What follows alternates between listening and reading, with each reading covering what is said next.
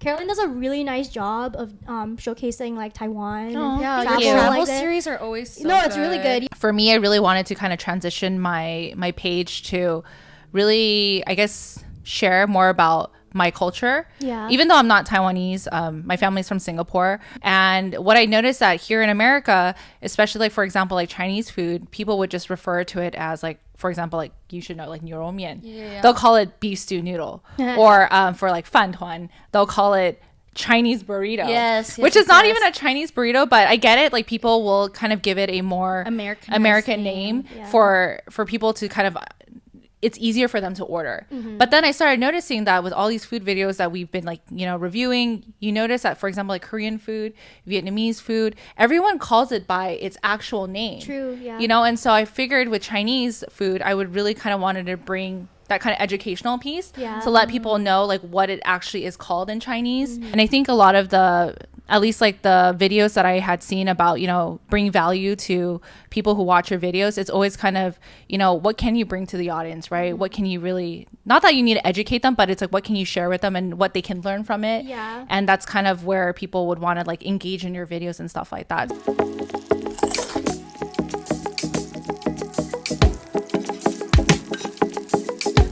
Good. Hey everyone, welcome to another episode of Just One Bite. I'm one of your hosts, Nina at Psychofood. And I'm Tiff at Take One for the Road. And we are here with a special guest with... Hi, I'm CAROLYN. I'm Daily Hungry LA. Yay!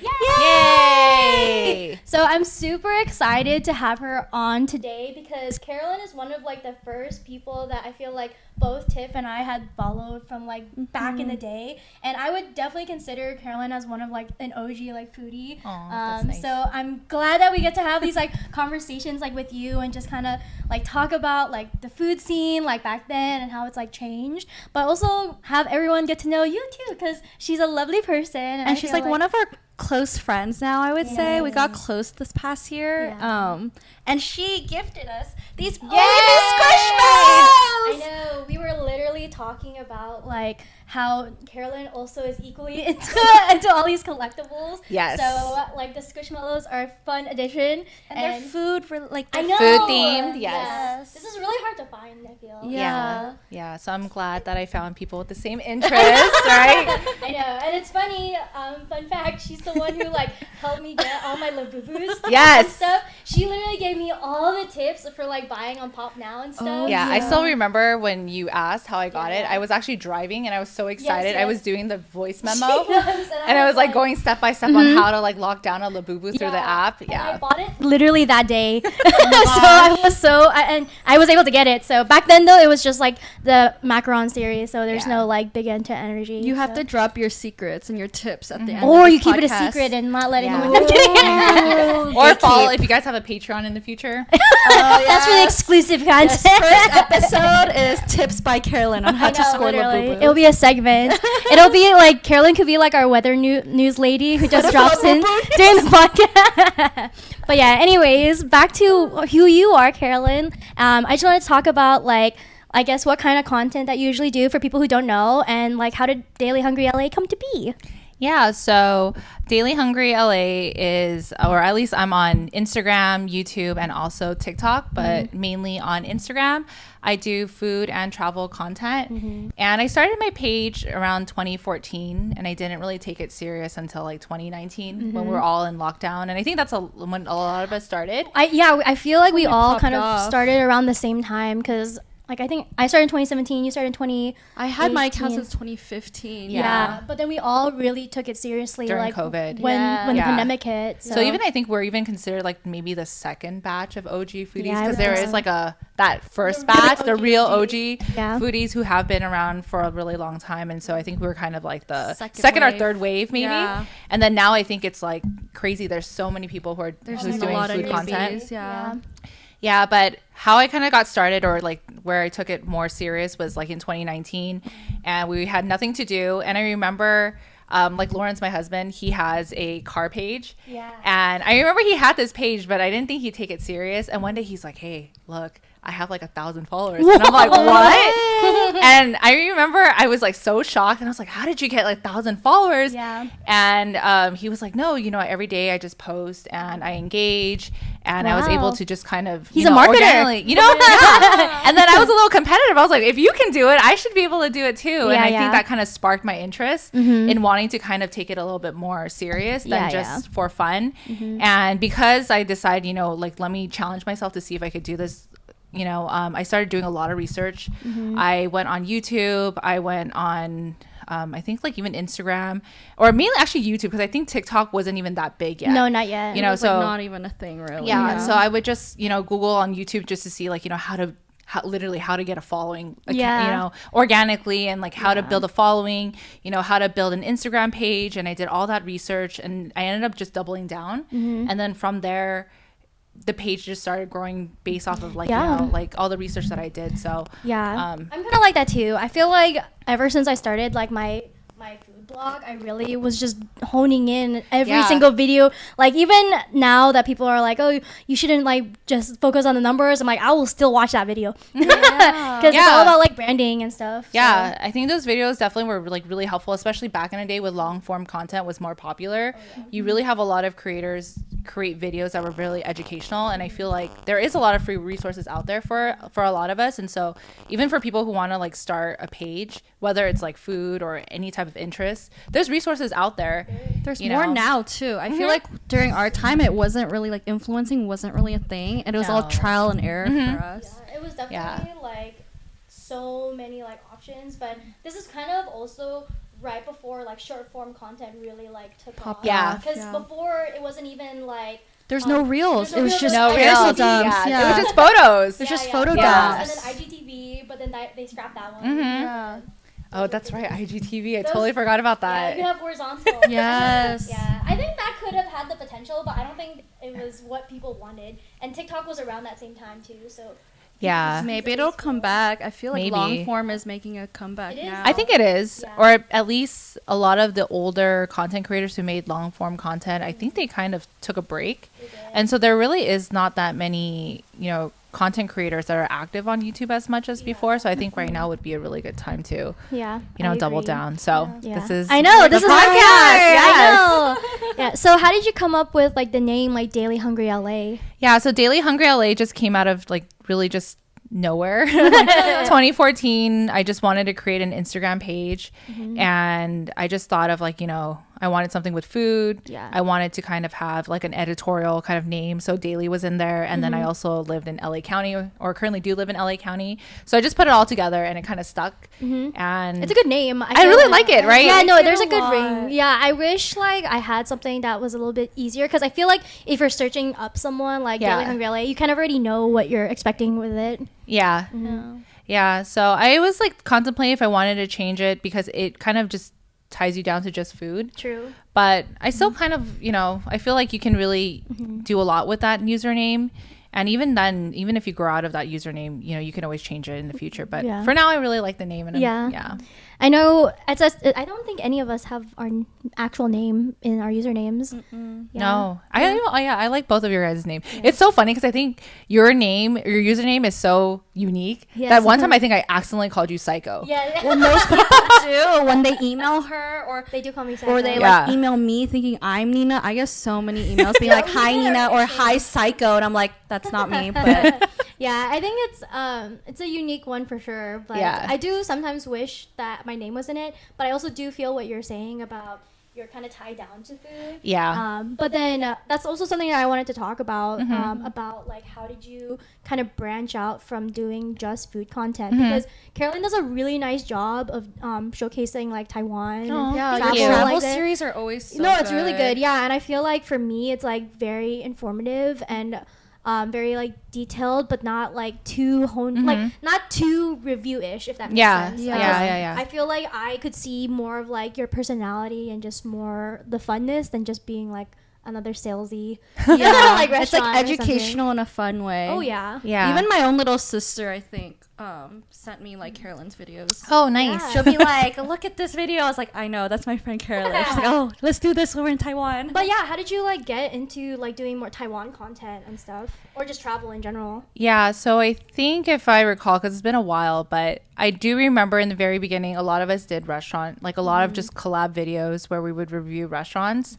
And then I don't know what happened. I think because like COVID ended, and so people started traveling a lot. And I think we saw a lot of travel videos, especially I think in Japan. Oh, yeah. And so I think Taiwan was definitely a place that was, at least to me, underrated, or you don't really see that many videos about Taiwan. And then just so happened I was like vacationing there, and also there, I had like my husband's family is from Taiwan, so we actually visited Taiwan quite a bit that year. And I decided, you know what, I think it's a great opportunity for me to kind of showcase something a little bit different. And one of the biggest things, and I don't really talk about this, but for me, I really wanted to kind of transition my page to really, I guess, share more about my culture. Yeah. Even though I'm not Taiwanese, my family's from Singapore, but a lot of our food, because we're for like I'm Chinese, and so like, you know, you'll see a lot of like similar foods are in like from China, Taiwan, Singapore. They're all kind of different, like I think like variations of each other. And what I noticed that here in America, especially like for example like Chinese food, people would just refer to it as like, for example, like you should know like 牛肉面.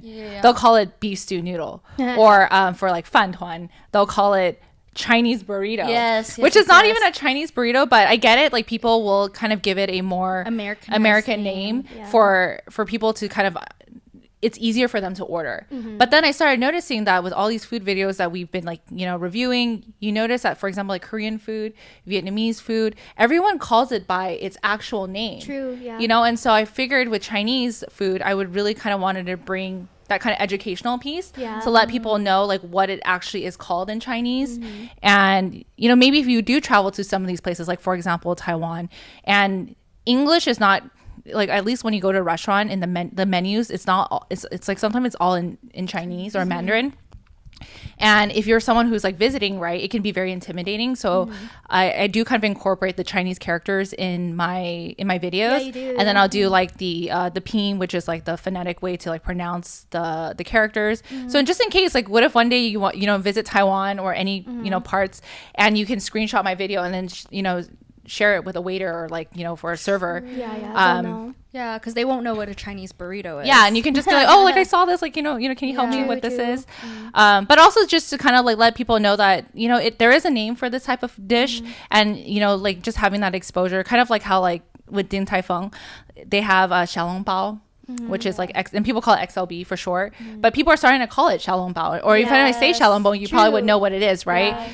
That's a good observation. So it's just like little things, and I just thought that was like the more educational piece of it. So I'm glad you kind of mentioned it in the very beginning. And I think a lot of the, at least like the videos that I had seen about, you know, bring value to people who watch your videos, it's always kind of, you know, what can you bring to the audience, right? What can you really, not that you need to educate them, but it's like what can you share with them and what they can learn from it. And that's kind of where people would want to like engage in your videos and stuff like that. So they were just things that I try to experiment with my travel videos, and I ended up finding it a lot more enjoyable, you know, than doing the traditional, you know, food review at a restaurant. And I think with the travel videos, they kind of really opened up like a whole new world for me to like create content and really just share about Taiwan, because Taiwan has a lot of great, wonderful things that people probably have not seen before. And then just also sharing more about like the food and the culture. No, that's really like how I feel, because some like watching both of your guys' content though, I feel like for me, like I wanted to talk more of like about like Philippine like culture, but then it's just like I feel a little stuck with being in like the food space. But then now I think I'm gonna try to gear up. Like I literally have content from the Philippines like 2 years ago, and then or maybe like a year or so ago, that I'm literally sitting on this and I want to like present it in the best way possible. And I feel like Carolyn is like a great inspiration for like how she does her content. And I was literally looking at your content when I went to Taiwan. Oh, no way. Because I wanted to do like the the shrimp Oh, fishing. I was not good at it, by the way. It is very difficult. It's I so would say that. hard, I think I only got like 1 or 2. It's the entire. I think it was there for like 2 hours, and I only got like 2. Yeah, so basically it's just like a small, or it's like a small like pond-ish or whatever with like shrimp, and then they give you this really like small like flimsy string, and like that will serve as like your fishing rod. Yeah, and it's like the dry shrimp as the bait. Yeah. Wait, shrimp eat shrimp? I think so, because they give you this. They give you this dried shrimp that you put on the hook as bait, and then you just feed it. Well, we eat them. So, I see. We watched them like they grow, and I was like, "Dang, I did not know they would just grow it in front of me." And I was just watching it, like, but I still ate it. But it was pretty good.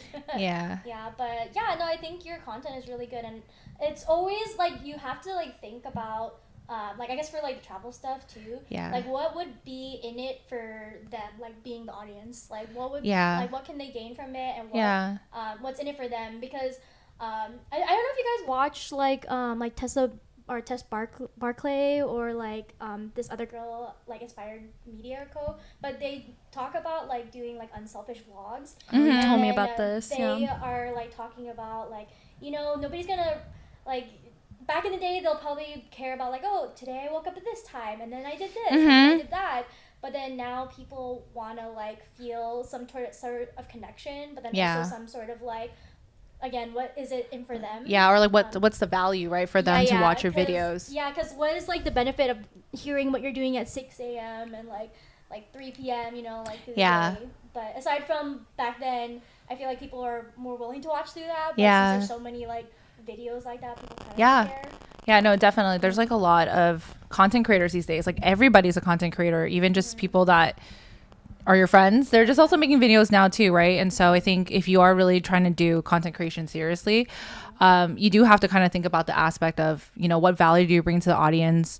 What educational piece you can, have people walk away from.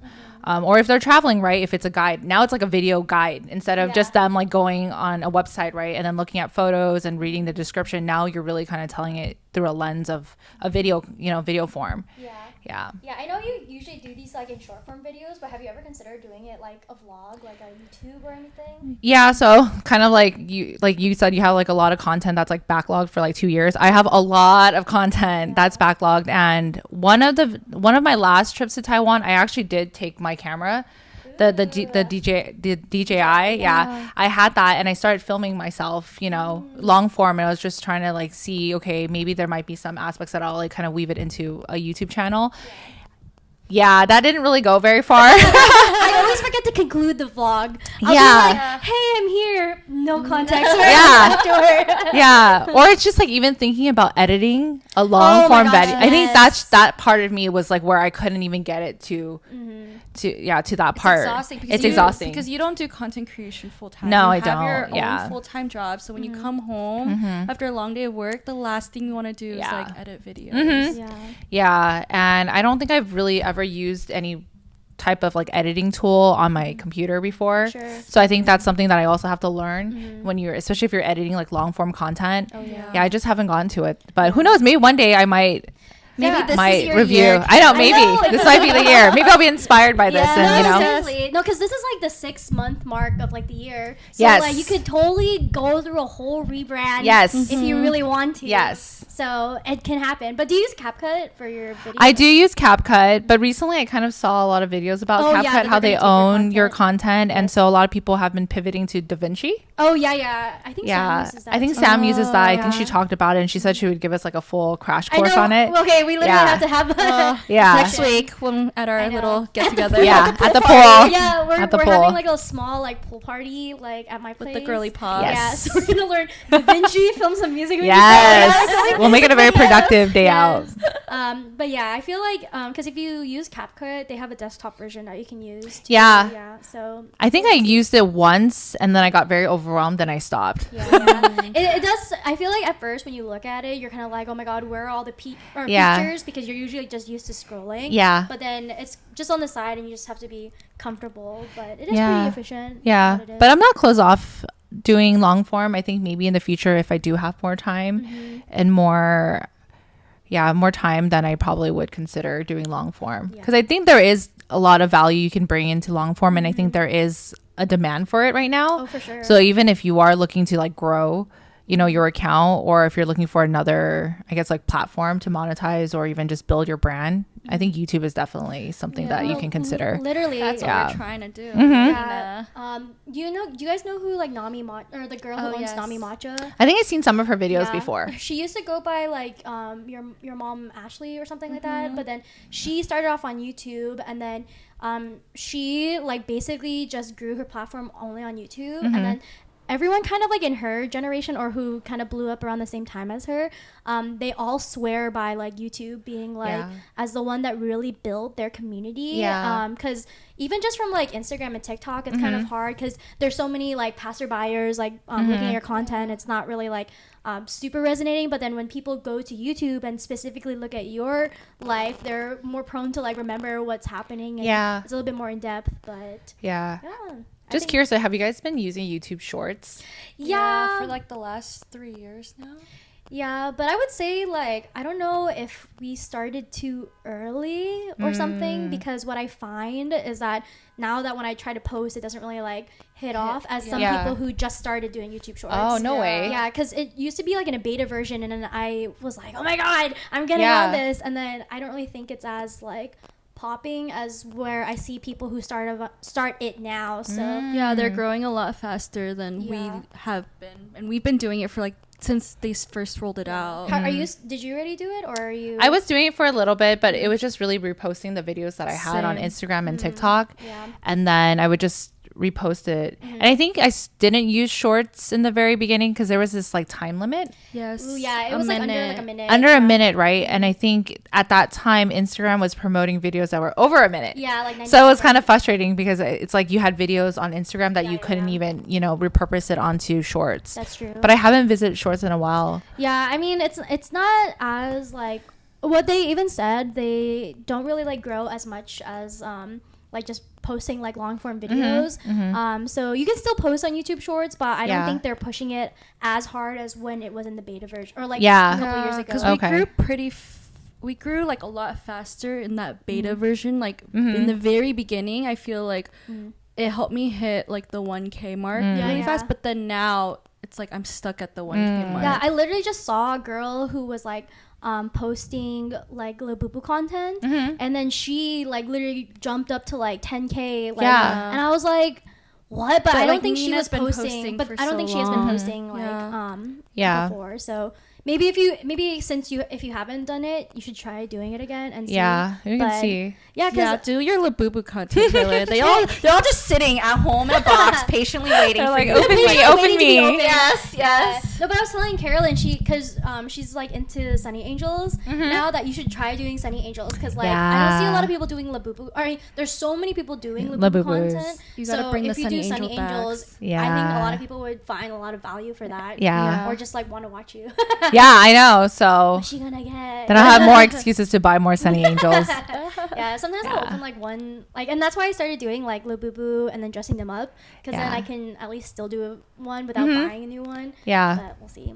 But yeah, I also actually wanted to go back and touch about how you balance like work and then your social media, because I know there's like we all kind of have like our own jobs that we're doing, but I know for you, you even have a next level position now. So how do you feel like you balance that and content creation? Yeah, so at least for now, I'm currently in a small hiatus, but I am coming back really soon.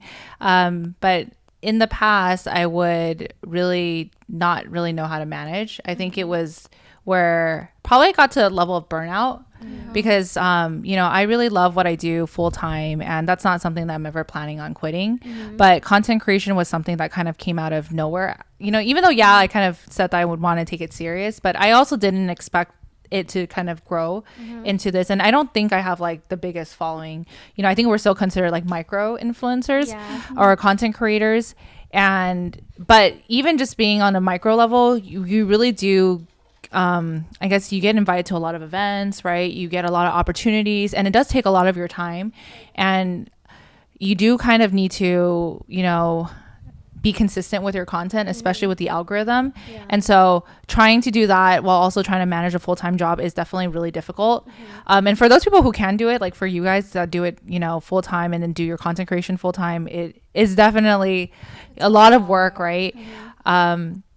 But yeah, you definitely have to be very careful because it could really quickly lead to burnout. And so I think I was like doing it for I think 2 to 3 years straight, where I would work my full-time job, and then once I get off work, I would like start editing videos. On my weekends, I would be dedicating it to go to like any food events or even just like filming food videos. And then every time I would travel, you know, a big bulk of it would really be filming. And so you kind of really leave very little room for yourself. But again, it's like really fun, right? Because it's like you're doing things that you really enjoy and what you really like, and at the same time, if you can monetize from it, it's like even more, you know, even better. But again, it can always lead to burnout, and so I think that's kind of where I am at right now. But I told myself, you know, like, hey, you know, I can take a break, and I've taken about I think almost like 6 months. I didn't intend for it to be 6 months, but has it been that long? It's been a really long time. But also like life happened, you know, I had a lot of big events happen in my life, right? Like I had I recently got married, and so I wanted to prioritize that and like live in the moment. And I knew that, you know, adding like something like wedding planning was going to be even extremely stressful. So I kind of told myself like, okay, there might be things I had to deprioritize, you know, just to, you know, protect my mental health. And so then I kind of enjoyed a little bit of the break too much, and so that's why I was like, okay, like 6 months, like wow, I didn't know it gone by so quickly. But now I think after like 6 months, it kind of like allowed me to take a break, and now I'm kind of like really excited to get back, and I have like a lot of new ideas, and I have a lot of content that I have backlogged that I'm just like ready to kind of start having fun like editing them, and then really just kind of like coming up with new concepts, because you still have like the footage, but you really don't know what's going to look like until you edit it, right? And so I just think taking that break has just been able to kind of give me a little bit more of like that excitement back, and I'll be coming back really soon. I know, no, that's a good thing. I don't even know if I answered the question, but no, that was for sure answered the question. Because it is true, because it's hard to like balance, and when you experience that burnout, you come from like a high drive, like you want to produce like how many like videos in a week, maybe it's like five days a week, or maybe every day, I don't know, but still, like no matter like the consistency, it's definitely like hard to like keep doing that every single week. And then for us, like because we have like that food background experience, sometimes it's like so repetitive that it kind of just doesn't really you lose excitement. And you know, like the system, you know, you have your rhythm of how you create like review or food reviews, but then it's kind of hard, or it would be easier if you just had content that you just really really enjoyed, which obviously I really like when you do like the Taiwan content and just other things. And I feel bad because I feel like I should have been more consistent. I think I'm like still at like day 5. I'm still in Taiwan, guys. And then I also like went on another trip in Asia in March, and I filmed in Korea, and I also filmed in Singapore, because I actually, one of my like the highest priority of like content things that I wanted to film was really Singapore, because Singapore is, you know, where it's like where my family is from, and there's just so many like things that I want to share, but I just haven't had the time to like, you know, curate all that. Sit down and curate all of that content together, but it'll be coming soon.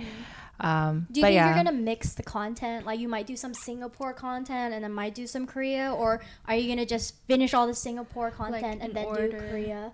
So I think that's kind of like the hard part, right? It's like when you take breaks, you know, coming back is also something that's a little bit challenging, because then you kind of succumb to like the algorithm, right? And also if you've gone MIA for a bit of time, you kind of lose your audience's like attention, right? So I'm trying to figure out, you know, should I finish out my Taiwan series and then move on to like, for example, like Korea, and then move on to Singapore, or should I just kind of edit as I go? I don't really have a plan yet, but you know, I know that that's something that's kind of been delaying my comeback. I'm actually I feel it though. We all overthink like I think overthink it. Instead of just like putting it out there. Because you just want it to be like the best version and perfect. No, I'm in that run too, because I don't know, because I did the Philippines and then Taiwan and then Japan, and I'm like, I want to post them all at once, but then I'm also like, is that going to be confusing for people? And then what happens if I run out of content? And just people are asking for juggling, Japan. and just juggling the content we have. Like we have deliverables for like things in LA. Yeah. And then it's like, how do you mix that? You know, like, Yeah. will my audience be confused if I'm posting stuff in Japan and then all of a sudden I have to post something for LA like by today, and then it's like, does it disrupt the flow? And I feel like that's what we overthink too, and then we end up just not posting any of it, and then it's just backlogged in our drive somewhere. Yeah, because I feel like you guys are very, very active. Like you guys go to almost like all the LA food I don't events. sleep. That's why. I feel like You know, you are very active, which is really good. You know, I always see you, you know, in every single food event. You're always like engaging with the community. Yeah, and that's the hardest and you're part, always like- traveling, which is great. And you also work a full-time job. So I'm like, where do you get the energy I don't from? sleep, basically. I don't sleep. Yeah. It's so hard. Even like the way that we engage now, Mm-hmm. like back then when we were all like starting around the same time, Yeah. everyone was so active. I Yeah. felt like I was so good at like replying to everyone Yes. that I knew, but I can't even do that. Dude, I don't reply anymore. I'm sorry, guys. I know. Like, I love you, but I No, cannot reply. I don't literally. have the time. I have you guys all favorited to be at the top, but then Yeah. once I'm done with the top, I probably won't engage. Yeah, like I'll Yeah. engage on people's posts, but when they engage on mine, I don't reply. And I feel like that's what they taught us in our Disney course. So that's how Carolyn and I and Nina, we all got closest through like the Disney Creators Program. And the thing they were saying was like, you need to, or that's the critique they gave me. They're like, you need to reply to your like comments from your followers. Yeah, I definitely would recommend that. Like, especially if But you I are was just starting, like, I'm right? tired. I don't have time. But yes, yeah, it is a lot. Yeah, I feel like I actually feel like the times that if we engage with each other, I see you on TikTok.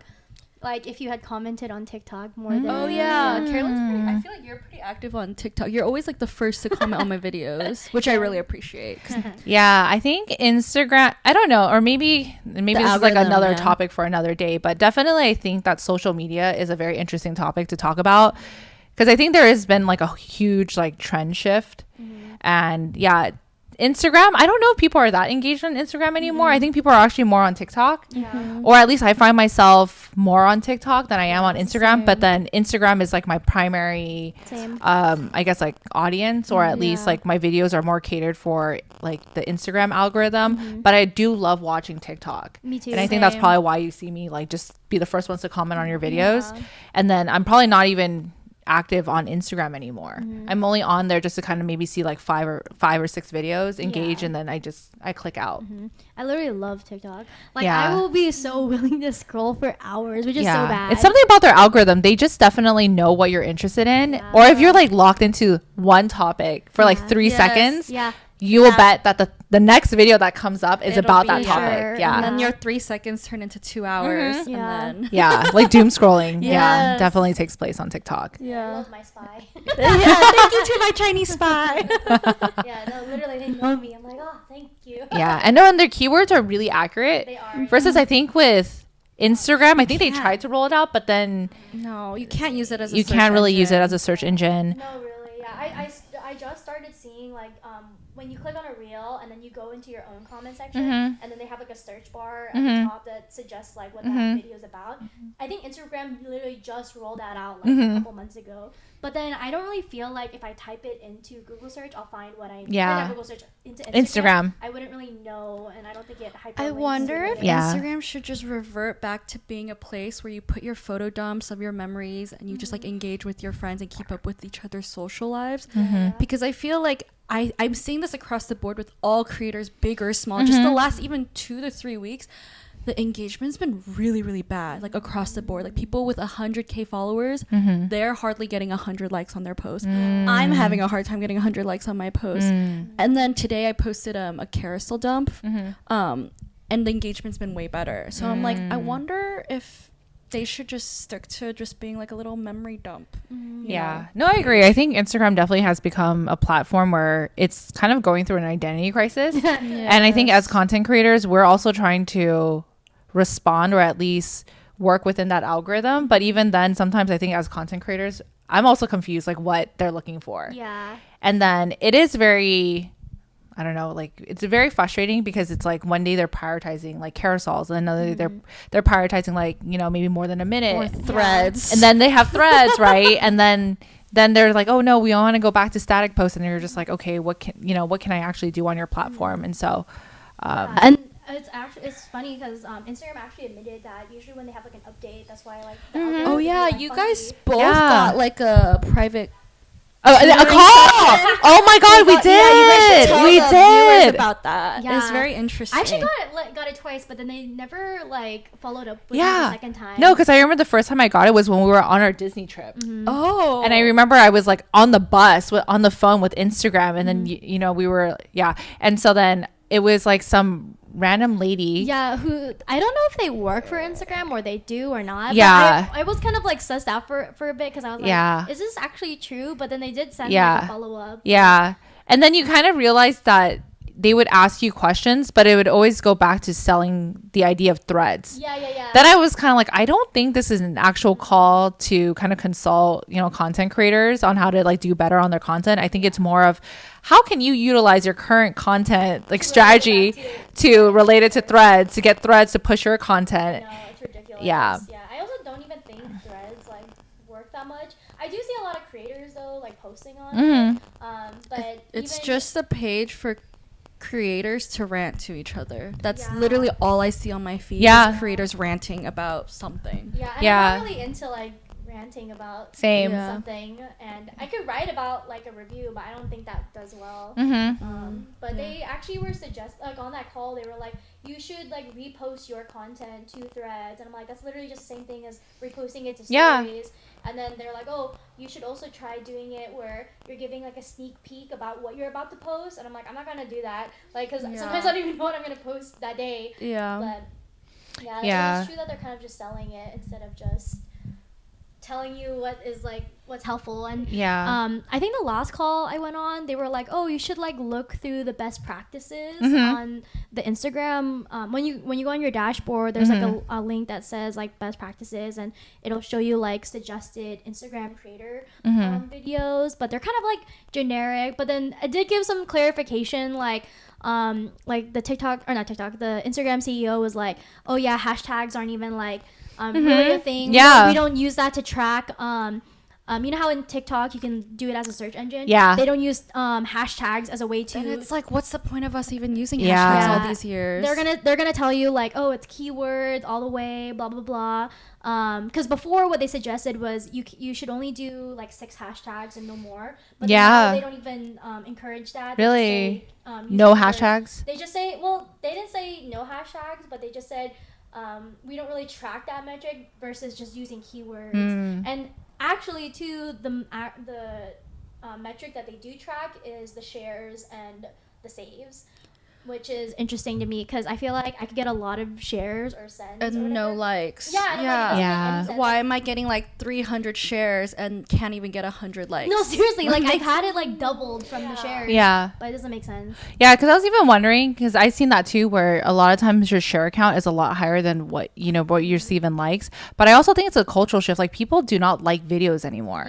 People actually just use your video as like, again, an informational piece, right, where they're watching it and they'll save it because they like it and they want to, like, for example, they want to buy a top that you're wearing, right, or if you visited this restaurant, but they're not going to go and actively like your video anymore. So I'm not sure if it's because it's like the trend now, because I noticed I don't even like videos unless it's like, I'm trying to engage with the community, or if it's like, my friends, of course I'll like to support. But for like general like videos that I see on TikTok, I typically don't like the button for some reason, not because I'm like trying to avoid it, but I would actually save it, or I will send it like to a group chat and just be like, oh my gosh, it's so funny, like did you see this? And then I would just scroll on to the next one. So I just wonder if it's also because the habit has changed, but then it also is kind of difficult because I know brands, they do look at the like engagement piece, right? And likes is part of that engagement piece. What are your guys' thoughts about like them removing the view count on like reels. Like there's some people who have the option where they can. I have it. Yeah. Oh, you do? And it's so weird. I'm trying to figure it out because I don't even know how I accidentally removed it. I think there was a toggle and then I just don't know how to go back to it. And yeah, now I notice that I don't have any view counts on my video. And I think it looks weird. Yeah. It looks weird. Yeah. I feel like everyone's pages look so different because our podcast Instagram page puts the view count on the front. Oh, I have that on my actual account. Oh, you haven't. I don't have that. But on I don't mine. see that on our client account. Yeah, like, so the I don't clients have that different. feature, which I like. I don't like that the view count is right in your face, like on the main feed. I like it when it's on the Reels tab, right? So it's just cleaner. So what do you feel now that you don't have like the view count? Do you feel like it's like less obvious, or it's good because people can just look at your content as is? Or do you see like a trend in opportunities coming in your inbox because brands will definitely be looking at the view count? Do you see like it changing at all? Or I'm not sure yet because I think for at least for the viewers, right? I think that it doesn't really matter for them, right? I think they just kind of see whatever's on their feed.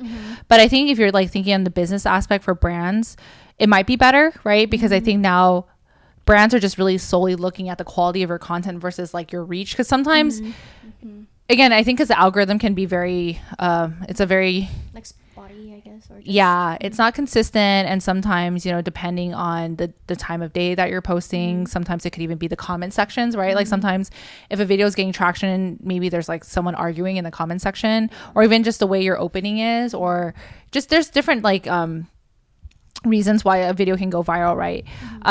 But then I think if you remove the view count aspect of it, probably brands are now really focusing on the content, and then they'll reach out to you first, and then they'll be like, hey, we would love to work with you. But of course, like the metrics, they're still going to be able to ask you, right, for your metrics, and that's something you can send in.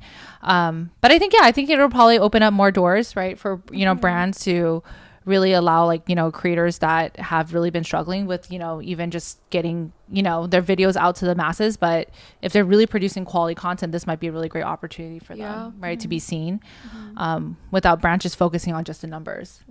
But then again, I've never worked on the brand side, so I'm not like 100% sure what they're really evaluating. But at least like from my experience, I think quality content has always been something always prevails. Yes. Yeah, because I don't think I have like the highest view counts, but I still get some cool opportunities, and I think it really comes down to like the quality of the content that you produce. Sure. Yeah, I feel like your content is especially really good, and I think it speaks more volumes than just like the numbers, and you can't really like dictate the numbers either. So I'd rather, if I was a brand, I'd probably want people who can represent it in the best way that I can confidently be like, oh, you're not gonna like mess up or just do something something too out of pocket, out of brand. So yeah, I feel like there's some comfort there. Yeah, that's what I rely on. I'm like hoping this sets me apart from people whose accounts are blowing up, but it's because like they're a new account, and then that's true. So it's like I put my blood, sweat, and tears to like do a voiceover, do a script, all these things, and it gets the like one view, and that one view is me. But I'm hoping brands will see that as like, oh, she produces good quality content, even though she's not blowing up.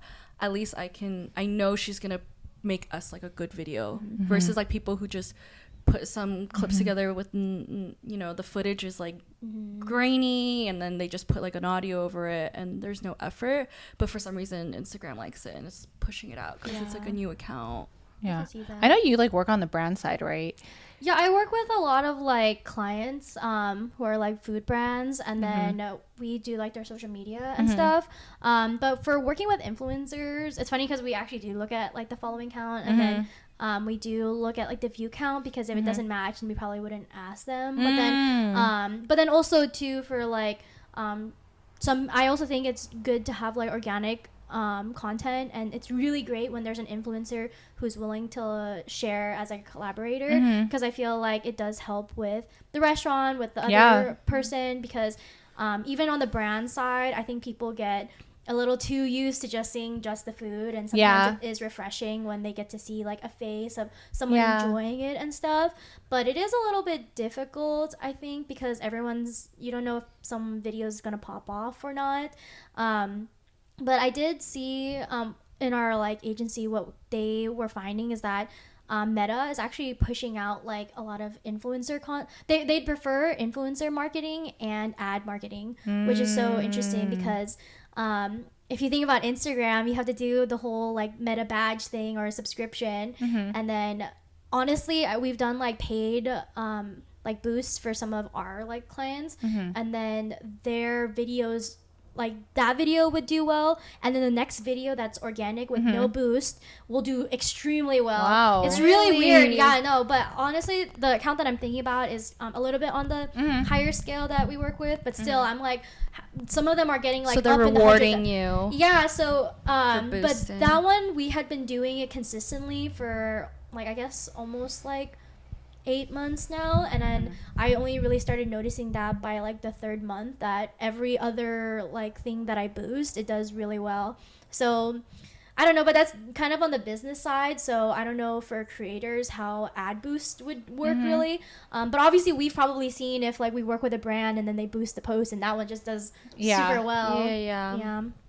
I feel like that's the only time I do well now is they want to boost it on their end. Yeah, but the influencer marketing is where they said that the wave of marketing is going to go to, because they want like more faces, and then saves them money too. Yeah, and I also think it's because brands are seeing like a lack of like connection if they don't incorporate like people. So for example, if you think of like brands like Red Bull, you know, the one who does all like the parkour like stuff, like it's not even you know how like Red Bull basically posts a lot of like sports and they're doing challenges and stuff with like famous athletes. They don't even really be like, okay, like this is the athlete, this is the drink, they're gonna drink the drink. It's not like that. They're basically like there's this guy who's like a diver, and then they're like, let's see how far, or let's see us jumping off like a 22 feet cliff or something. They're not saying like really Red Bull or anything in the video, but it's the idea about bringing like a community together, and then something that is like a storytelling, because you're watching them prep before they get into like onto the cliff, tell them how they're scared, and then they do it, and then you're seeing like the result. And Red Bull is just the association because they're just maybe wearing a t-shirt, but they're not directly saying like, oh, they're not trying to sell you anything. Like I'm Red Bull and I just drank this new flavor. It's not like that. And same thing with like Fabletics, and like they kind of have a similar thing where they'll host like Fabletics like yoga like events or something, and it's like a pop-up event, but they're not being like, I'm trying the new leggings and blah blah blah. Like it's just them like documenting like, oh, we hosted an all-girls yoga class or an all-girls like run club or something. Yeah. So that's where I think the direction of brands are going to. But obviously that's like a lot of overhead for people who might not be able to host an event like Red Bull or Fabletics. Yeah, it's like the Tarte trips. Oh yeah, I mean, well, Tarte, they might promote like, I feel like makeup brands, they probably will do like, oh, this is the new series, but then I think that's why they excel in events like Coachella and stuff, because they're like, there's a house, all the creators do something with it. Yeah. But yeah, that's where I kind of see, but then obviously not every business is at a scale that they can do it. But yeah, I really think like pop-ups are the future for like pop-up things, like community events, bringing people together. And I think because AI is becoming such a big thing, people are like using it a lot, but then they're also having this lack of connection, like human connection with others. So I think that's what people are kind of reverting back to. That makes sense. So wise, Nina. So wise. I think a lot. I'm like, what do I do next? But yeah, I feel like also like during COVID too, like it's such a different atmosphere than when we were initially. Because during COVID, I think everything was still like organic, and then we were craving it, so we used to like engage a lot with other people. Yes. But then, do you feel like COVID kind of offset the way that you create content, or do you think it helped you, or do you think it like made you different from the type of content that you wish you did? No, I think COVID was is great in a way, not like what happened, but because of COVID, I felt like it gave me a lot of time because I was at home. So I got to do a lot of the research. I got to do a lot of like studying kind of like the algorithm, kind of seeing what videos did well, what videos didn't do well. And I felt like I was able to really set myself up for, you know, success in that way, where I had all this information and I could dedicate time to just like really like, you know, just like really get into it and execute it. And then it also allowed me to be very disciplined. I think I posted every single day for almost, I think, a year. Whoa. That's pretty intense. And at that time, it was really cute because I had two of my best friends do it with me. Because I think at that time, I was like trying to start out and I noticed that there was traction with my videos, and I was like, wow, this is actually working. Like this is something. And so I told him, I said, hey, this is a great time to really just jump in, try it out. You can, I think you can really grow. And so they were just like, yeah, like, you know, they had nothing else to do. So we all did it together. Nice. And so every time, you know, we would learn something, we would share something, and then we would hold each other accountable. That's you know, we would be like, oh my God, you know, I have to post, you know, tomorrow, what should I do? And at that time it was pictures. So it was a lot easier, you know, so we had a lot of backlog of like, you know, food photos that we took like, you know, from like years ago. And, you know, we were able to kind of edit, you know, and make it really creative and create a caption. And then when we ran out of content, we would just, you know, cook stuff, you know, and then we would create like breakfast, you know, photos and stuff like that. So it was really fun. And I think it really created a lot of good habits. And so I think from there, after building such good habits, then when you kind of start evolving into the business aspect, it kind of really leads you into that more of that discipline way. Because I think, again, like I think there's a lot of conversation that you can talk about social media, because there's the fun aspect of like filming the content, the creative, and then there's also like the whole business aspect of it, especially if you're monetizing. But I think the fact that we had an opportunity to just have fun with it in the very beginning and didn't really like think about the monetization, it was a really nice time. I would say it was a really fun time, right? And it was really nice to kind of connect with different people. Like I never in a million years ever thought I would make friends online. No, same. You know, that was like a huge adjustment for me. Like I know even till this day, a lot of people, that's how they meet friends. Like they'll just cold DM somebody and say, hey, like let's link up, you know, let's be friends. And I would never, you know, did something like that. And so I think just being a part of the food space, and especially I think that time, that food community was like super supportive. Everyone was so nice, right? Nice. And it's very different. Everyone was just commenting like, oh wow, like your food looks so good. It felt genuine. You know, nowadays it doesn't feel as genuine. I feel like it's a different like culture for sure. And I know we're talking a lot about like consistency and like discipline and stuff, but I did want to talk about like, how do you feel about setting boundaries from like your personal life and then what you like reveal online and stuff? Okay, well, I guess maybe I'm the best example. We're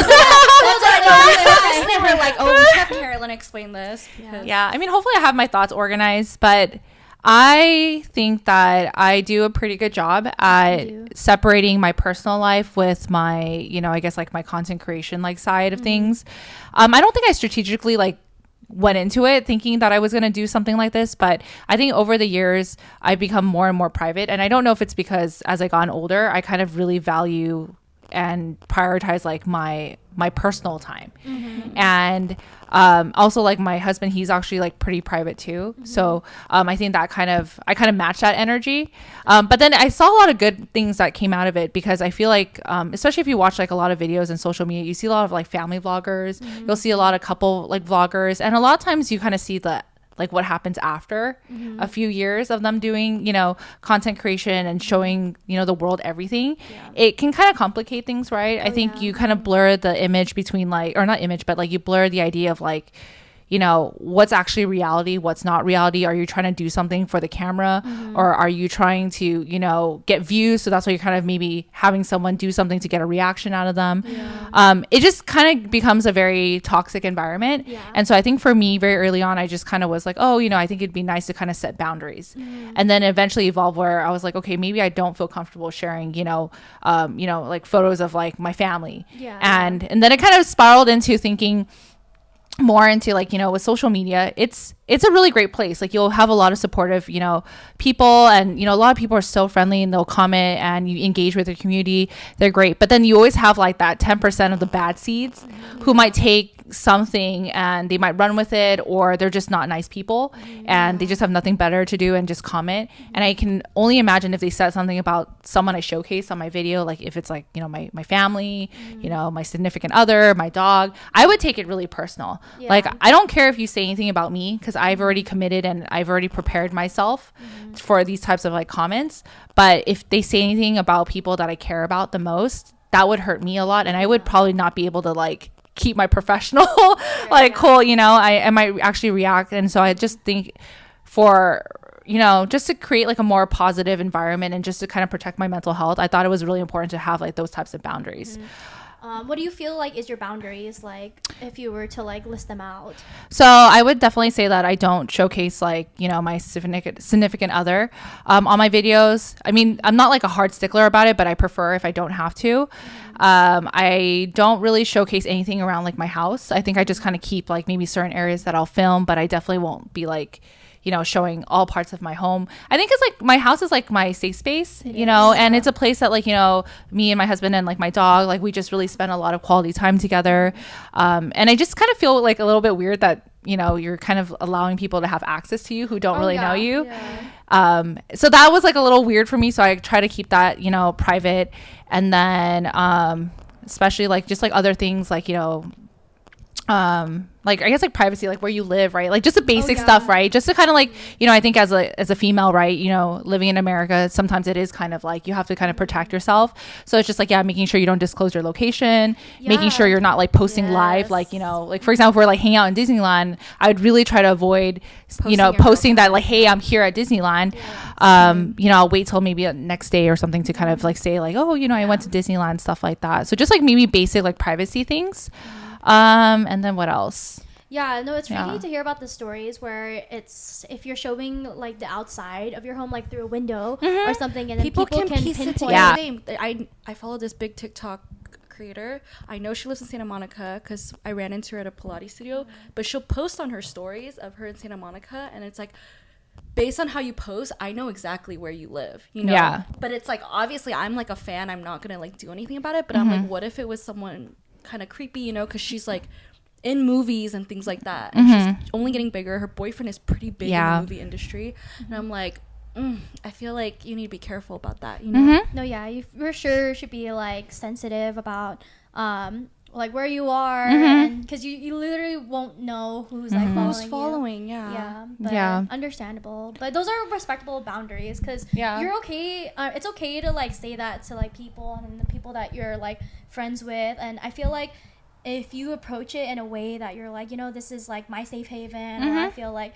this is just how I do things, it's totally okay to like communicate that with people. And I actually do feel like it's kind of important to like ask too, because sometimes there's people who might not like want to be in it, and then they're like, what? And you also don't want to encounter a situation that like maybe you're like filming something of like a friend's kid or something, and then that's, I think, a like significant topic too, because you're trying to protect like that kid's like face and identity stuff, identity, and you don't know what will be out there, so be sensitive.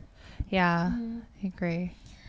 But either way, like, all good to have like boundaries and such, but I also wanted to like kind of talk about like what do you think is next for like social media and stuff, and next for you too. Next for you too.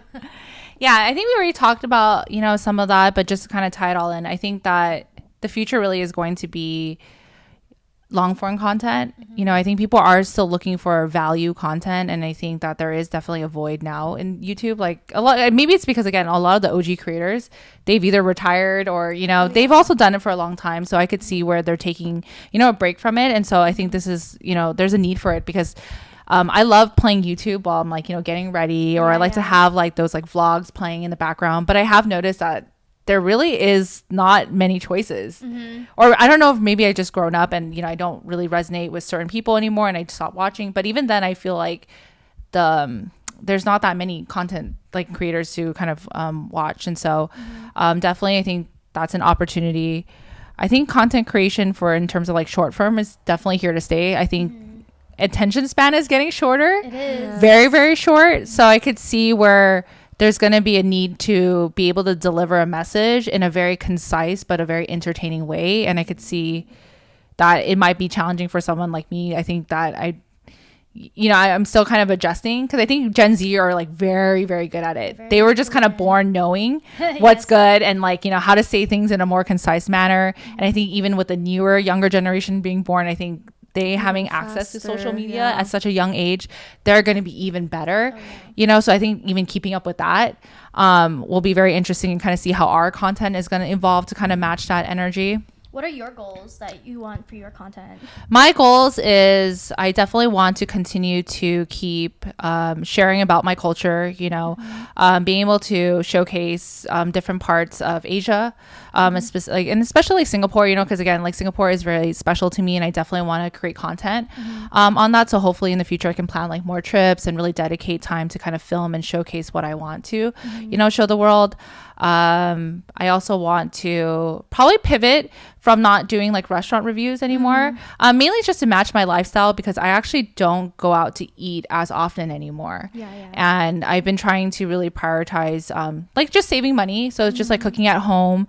I also am trying to prioritize my health, so I just want to eat better food, eat like more whole foods, and kind of know what I'm eating. So I kind of want to have content about that, and maybe film me cooking. But also I'm not the best cook, so I think sometimes I kind of get it into my head. But I definitely think that to be the best cook though. But I think that I love watching people like create, like make food at home, and so I think I want to start making content that I like to watch, versus, because I don't really watch restaurant reviews, and I think that that's kind of why I've kind of took a pause in that. And so I think now that I've taken a break, I kind of realized, okay, what do I like to see? And so that's one of the things, is watching people make food at home and kind of seeing different recipes and trying that out. So I'll probably incorporate that, and maybe some like other things like sprinkled here and there, like some Sunny Angels unboxing, or some Labubu unboxing. You should do it all at once. I feel like that would be because you have so many, and I feel like it's like when, I don't know if you guys follow Remy Ashton. She bought the like Labubu bouquets for her bridal shower. Oh, that was so cute. Unboxing all at once, like however many, like 30 Labubus at once. So I'm like, I would sit and watch. Like I don't collect Labubus, but I will. They're just so entertaining to watch. All of them. Yeah, and I think just even like hearing the sound of like the crinkling. I know. I go to like restaurants, and you know how there's the wet napkin, but it's in the little thing. I go like that's like my unboxing. Yeah. It's so interesting, like ASMR videos. Yeah. I was always like, I don't know what is like super attractive,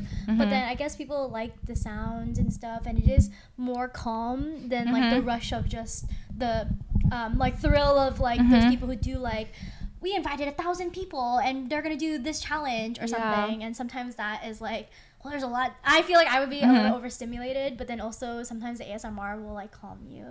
So I think that's why people are attracted to that. Well, maybe we should start an ASMR channel. The Girly Pups ASMR. That'd be fun. I would watch it. I would watch it. We'll each have like a little segment. Like Carolyn's would just be unboxing, and then she's the weather channel. And then Nina's would be like some whispering or something. Yeah, I know. We have to find our new niche. Sometimes I am like, I want to just jump out of like just doing like food, because sometimes like it gets a little like cumbersome, or just you could feels, like, you feel pigeonholed. That's what it is. Yeah. But food is definitely, if you really think about it, there's a lot of things you can expand to, right? Like cooking, like specific cuisines or something, or just areas. or just like rating like the top 10 best like boba shops, right? There's just so many things you can really venture out with.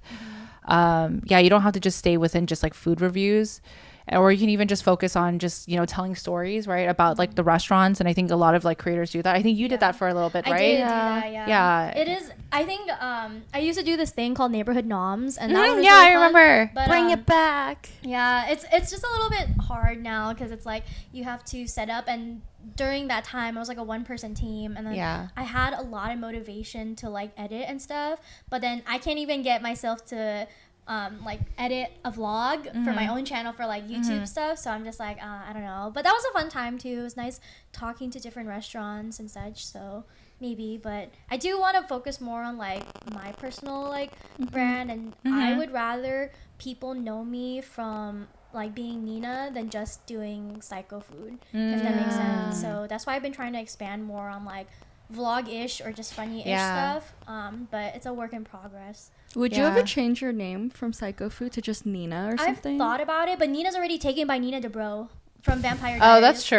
I think only now celebrities can really just claim the I name know, only. yeah. I'm pretty sure they have to buy it. Yeah, I feel like they probably Instagram saves it or something for them. But yeah, I think maybe Nina Psycho, but I don't know. Yeah. We'll see. I mean, Psycho Food has been ingrained. Like, it's on the internet. You know? Yeah. But I think everyone knows knows you you. as Psycho Yeah. Food. Everywhere we go, like even were Yeah. you there for Karen? Oh yeah, you were there at Karen's wedding when someone approached. Yeah, you were getting recognized. Yeah, we were That at was really Disney the other nice. day asking for a cup of water, and then the girl was like whispering to the coker. She's like, "That girl doesn't know you."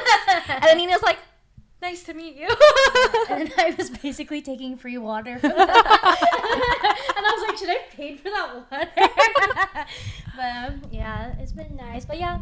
Would you ever change your name, or you're okay? You said you're okay for now. I do have some usernames saved. Yeah. That maybe potentially if one day I decide to like completely not do food, and who knows, maybe I want my content to evolve from like where I am at in life. Like, for example, if I, become a mom, right? Maybe I want to start filming things that are more relatable to like mom life, right? Or It's family like life. your mom, Carolyn. Yeah, We always called Carolyn mom. Yeah, a lot of people call me mom. Even like when I was like, when me and my friends were doing the food blogging like very early on, they used to call me momager. Oh, Yeah, because I would always be like, yeah, you guys need to do this. Like, no, definitely your content's doing great, sweetie. Like, we have to do this. But yeah, I'll let it like evolve over time and kind of see where it takes. But I do have like some usernames like, saved. They're nothing like mind blowing. It's just like hello something, so I'll think about it. I've also thought about the hello. Yeah. Hello this, I am this. Like, Yeah. I am Nina. Yeah. And I've seen like a lot of like content creators who end up, I guess like growing a big following. They just change it to their full actual name. name, yeah. That's it. They don't really have like a username anymore. They just kind of graduate to their full legal name. Would you ever want to? Because I know you like to separate. Yeah, I like to separate it. So I probably will think about it, and maybe at most I'll just put like CAROLYN, but I probably won't like consider put my last name. Yeah. But we'll see. I think things might change. We never know. I'm kind of the same way, because I'm not sure if I would want to put my last name, but then it's also like, I don't know if there's a lot of people with my last name either. Yeah. How about you? I mean, I have my personal page already with my first and last name pretty much. But I think I like Take One for the Road. It's just a little bit long. Yeah. But every time they always say like, oh, every time I see something like Take It for the Road, or like, can I get it to go or something, they always say, oh, I think of you when I like, yeah. I do. Yeah. Like, can I take it? I do to really go? like your username, because I think it Yeah. matches your vibe, because you're very just like, you're always doing things, you're always on the go, you're always traveling, and I feel like Take One for the Road is like very fitting. Thank you. To that. Yes. Yeah. So yeah, I'll probably keep mine. Yeah. So we'll see. Yeah. Well, anyways, thank you so much for Yay! joining us. Thanks on for our having podcast. me. Yes, no, we'd love My to have first you podcast. again. Yeah, I know. Yes. First podcast, and I feel like you were so eloquent, so it was Yeah. a very good Oh, thanks. podcast. So hopefully you guys gain something from this, and also if you want to follow CAROLYN, they can find you at Daily Hungry LA. You can find me on Instagram, TikTok, and also YouTube. Yeah, and you can know where to find us. We're at Just One Bite Pod, and we're on Spotify and YouTube, releasing episodes every Tuesday. And then you can also follow us on TikTok with the same handle. Mm-hmm. But yeah, anyways, thank you so much. Hope to Thanks see for you having again. me. Yes. And we'll see you guys next time. Bye.